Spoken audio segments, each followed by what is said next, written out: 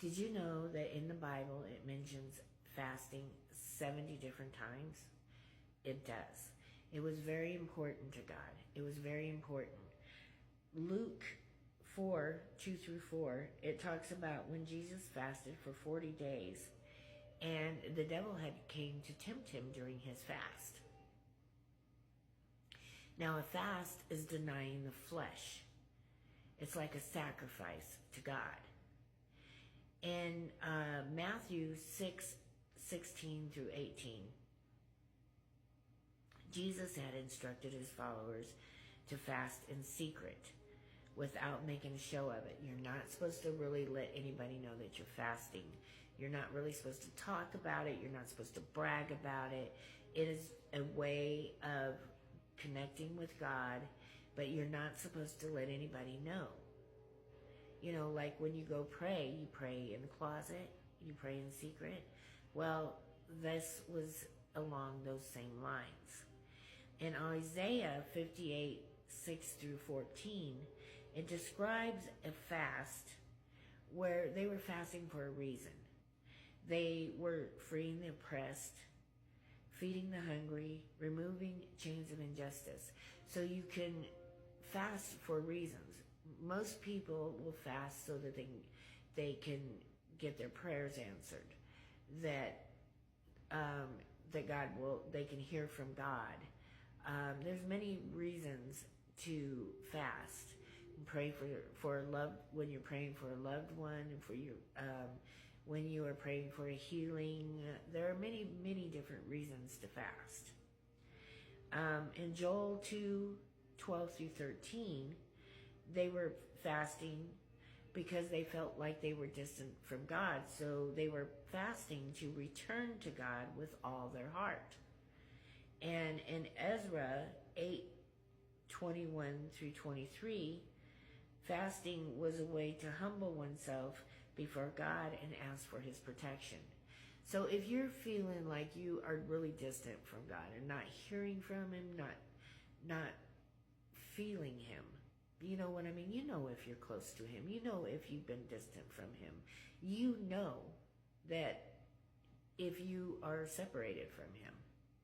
Well, fasting and praying is one way to get close to God, to get yourself back where your heart is with him and not away from him, you know? And in Acts 13:2 and Luke 2:37, it tells us that we are supposed to pray along with fasting. It is a thing you do together. So when you're fasting, you're denying your flesh. And when you're praying along with denying your flesh, it's almost like it makes your prayers be heard faster or even more. And if you're looking to get closer to God, it makes you closer to God than you really were before. It's because you're sacrificing your flesh. You're denying your flesh. And this is like a sacrifice to God. And in Daniel 10:3, it describes fasting for 3 weeks, where Daniel ate no meat, drank no wine, and applied no lotions. No lotions to the skin, no oils to the skin. And in Esther 4:16, she called on the Jews of Susa to fast for 3 days. In Exodus 34:28, Moses fasted for 40 days and 40 nights while writing the 10 Commandments. Now, what I got from Daniel 10:3 is you're denying your flesh. That's what you are doing. So he denied his flesh meat, and he denied his flesh wine and lotion.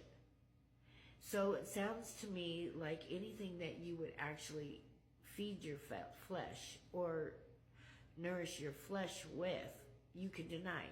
So you can deny yourself milk products, or you can deny yourself meat products. You can deny yourself lotions, apparently, because that was in the Bible.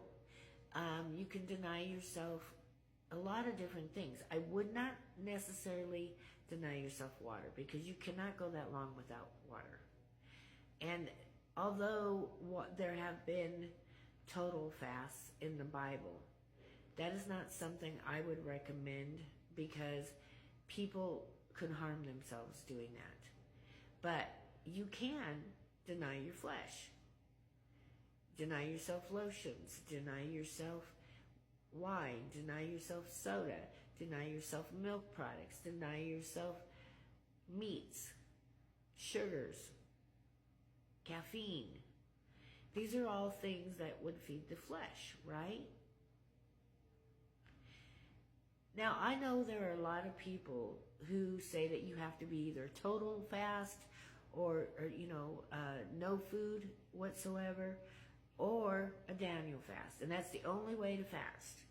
Well, I'm sitting here reading the Bible, and in Daniel 10:3, it does not say that those are the only fasts, because in there they fasted by denying themselves meat, wine, and lotions. So that tells me right there that you have to deny the flesh, and it doesn't have to be one of those two items.